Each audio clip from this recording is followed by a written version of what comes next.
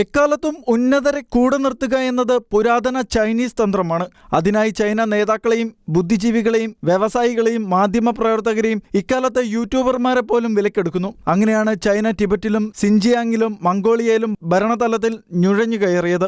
ഇന്ത്യയിലും ചൈന അത് തന്നെ പരീക്ഷിക്കുകയാണെന്ന് സാങ്ഹെ പറഞ്ഞു. ചൈനയുടെ രാഷ്ട്രീയ താൽപര്യങ്ങളിൽ നിന്നും ഇന്ത്യ അതീതരല്ലെന്ന് സാങ്ഹെ മുന്നറിയിപ്പ് നൽകി. ഡൽഹിയിലെ ചൈനീസ് എംബസിയുടെ ദേശീയ ദിനാഘോഷങ്ങളിൽ ആരെല്ലാമാണ് പങ്കെടുത്തതെന്ന് പരിശോധിക്കേണ്ടതുണ്ട്. രാഷ്ട്രീയക്കാരുടെയും വ്യവസായ പ്രമുഖരുടെയും മറ്റുള്ളവരുടെയും ചിത്രങ്ങൾ നിങ്ങൾക്ക് കാണാം. അവരെല്ലാവരും വിലക്കെടുക്കപ്പെട്ടവരല്ല. എന്നാൽ ചൈന ഭരണ അട്ടിമറി ശ്രമം തുടർന്നുകൊണ്ടേയിരിക്കുന്നുവെന്നും ഡോക്ടർ സാങ്ഹെ ചൂണ്ടിക്കാട്ടി. നേപ്പാളിൽ ഒരു പാർട്ടി പരസ്യമായി ചൈനയെ അനുകൂലിക്കുമ്പോൾ മറ്റൊന്ന് ഇന്ത്യയെ അനുകൂലിക്കുന്നു. ശ്രീലങ്ക, ബംഗ്ലാദേശ്, മാൽദ്വീപ് എന്നിവിടങ്ങളിൽ ചൈന ഭരണവർഗത്തെ സ്വാധീനിക്കുന്നു. പാകിസ്ഥാനിൽ എല്ലാ പ്രധാന രാഷ്ട്രീയ പാർട്ടികളും ചൈനയെ പിന്തുണയ്ക്കുന്നു. ഇതാണ് ഭരണതലത്തിലെ ഉന്നതരെ വരുതിയിലാക്കുന്ന തന്ത്രമെന്നും ഇന്ത്യയുടെ അയൽ രാജ്യങ്ങളിലെ ഭരണമാറ്റങ്ങൾ പരാമർശിച്ചുകൊണ്ട് സാങ്ഹെ പറഞ്ഞു.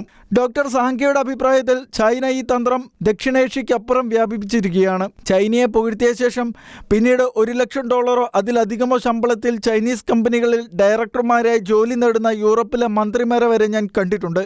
ചില സന്ദർഭങ്ങളിൽ ഇത് വർഷത്തിൽ $8,88,000 വരെയാകാം.